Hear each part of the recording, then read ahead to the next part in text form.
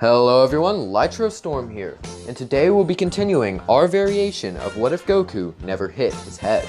In the last part, I explained how Kakarot would attempt to wish his parents back to life. However, I am making a retcon to that part. I forgot about the 1 year rule, and so Bardock and Gine actually wouldn't be able to come back at all, meaning they would not die in space. Anyway, he asked Kami to get stronger so that he could add a wish to the Dragon Balls and remove the restriction of time. To do this, Kakarot had to train with him to become the Guardian of Earth. Kami wished for his youth, and King Piccolo and his children managed to kill Chaozu and Roshi, while Tenshinhan and Yajirobe enlisted the help of Master Shen. Now we'll be continuing where we left off, since you guys absolutely destroyed the light goal of 100. By this point it's probably almost at 500 I think, so make sure you like this video if you enjoy it, and subscribe if you haven't already, as only a small percentage of my viewers are subscribed. As always, be sure to join my Discord and follow me on Twitter. Links in the description.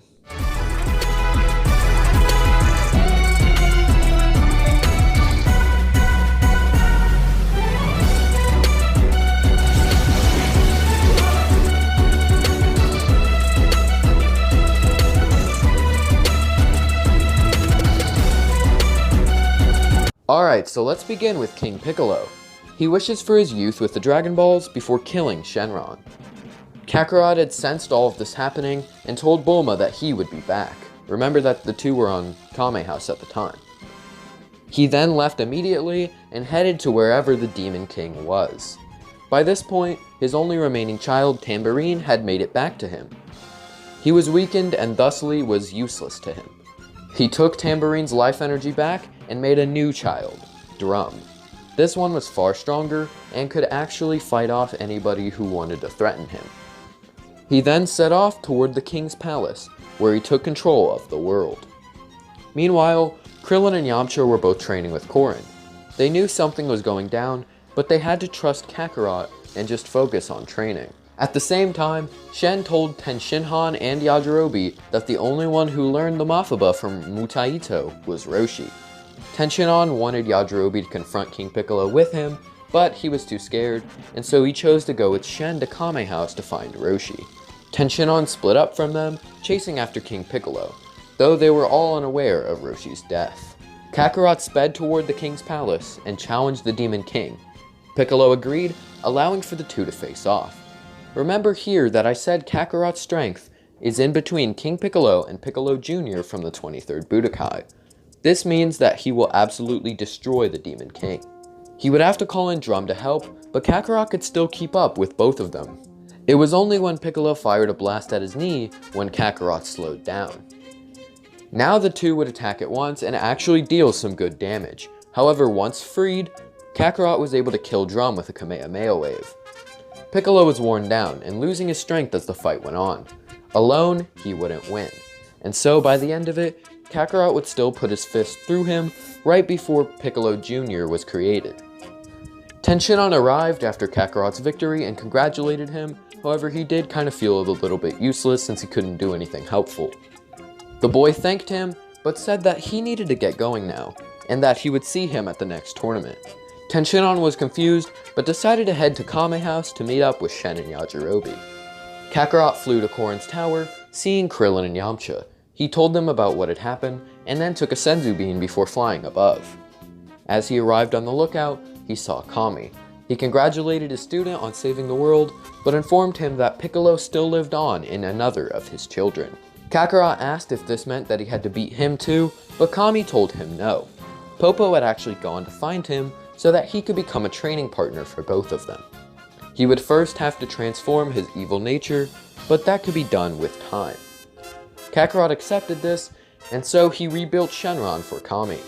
Kami then wished for everyone killed by the Demon King to be brought back to life. Now detached from everyone else once more, Kakarot returned to his training under Kami. Roshi and Chaozu both returned to life, reuniting with their friends. This led to Shen and Roshi meeting once more. The two agreed to not have too many hard feelings and split off again. Then, Tenshinhan and Chaozu joined Krillin and Yamcha in their training on Korin Tower, which they managed to finish very quickly. And so because of this, Korin gives them the Ultra Divine Water. This boosts them greatly, and afterward they are allowed onto the lookout. So basically, a few days after Kakarot said he'd see Tenshinhan in the next tournament, he sees him again. And now both he and Kami have 4 more training partners while Popo works on reforming Piccolo. After the 3 years passed, Piccolo is fully reformed, however still being serious and willing to kill. Everyone else by this point is far stronger than in canon, power levels on screen now. Since Piccolo took longer to reform than Kami first thought, the tournament will actually be the first time Kakarot will fight him. This is due to him only training with Popo and Kami during this time, sometimes even going in the time chamber. The 6 of them show up to the tournament, and the other 2 slots are taken by Cyborg Tao and Chi-Chi, just like they are in canon. However, Chaozu actually manages to make it. Tenshinhan would dispose of Tao even easier this time, and ask him to move on just like Shen did. Kakarot agrees to marry Chi-Chi and then body slams her because she's fodder. Krillin faces against Piccolo, and that fight goes the same with Piccolo winning. Chaozu and Yamcha fight, and Yamcha wins this pretty easily. On to the next round, Kakarot fights Tenshinhan and wins just like in canon, and Yamcha loses to Piccolo. The 2 strongest then have their ultimate showdown. However, it wasn't as ultimate as it was in canon, seeing as they were on the same side, and Kakarot actually achieves victory far easier than in canon.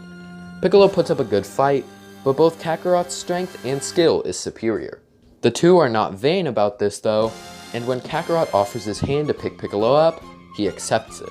By this point, he has lost the vast majority of the evil within him, so it's fitting for this to happen. I am a Christian man. After this, Kakarot returns to the lookout with Piccolo and Chi-Chi to continue training.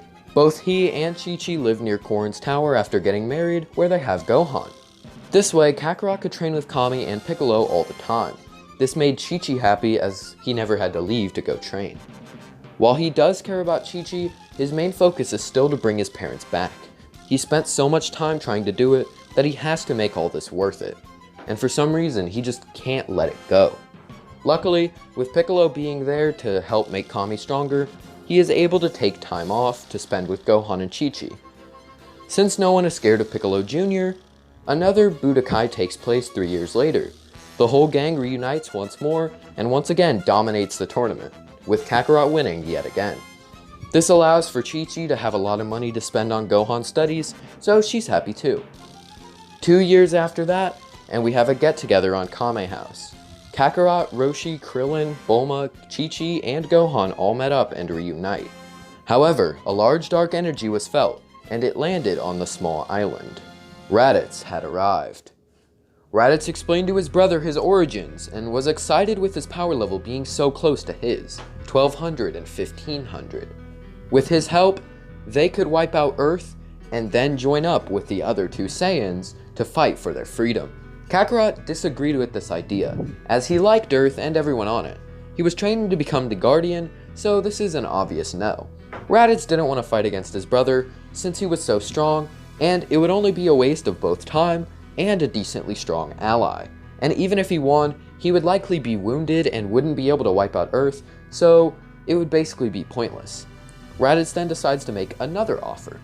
They could both leave Earth and fight against the Emperor who ruled over the Saiyans before every one of them was killed. They were among the last living Saiyans, and so they needed to stick together. Kakarot once again said no, speaking about the Dragon Balls and how he planned to wish their parents back to life once he and Kami had finished their training. He also had to become the Guardian of Earth once Kami was strong enough to upgrade Shenron. Raditz took this and was actually content with this plan, venturing off to talk to Vegeta through his scouter. He told him that the Dragon Balls could grant wishes, and so Vegeta wanted this for immortality. With this, he would easily be able to beat Frieza, as, well, he couldn't die. They would arrive in a year, and during this time, Raditz decided to train on Earth with Kakarot to become stronger. He played along with his brother and the Earthlings while waiting for Vegeta and Nappa to arrive. When they did, he would join up with them, being far stronger than ever before. This choice would only serve to be advantageous and not have any real drawbacks for the Saiyan. And that's where we'll leave off for now. Do you enjoy seeing what happened with King Piccolo and Piccolo in this universe? Are you excited to actually continue the story into Z? Let me know what you thought, and if you did enjoy, why not subscribe? But as always, tell me if you liked this part, tell me what you think will happen next, comment your requests for future videos, and subscribe. Thanks for watching, have a great day.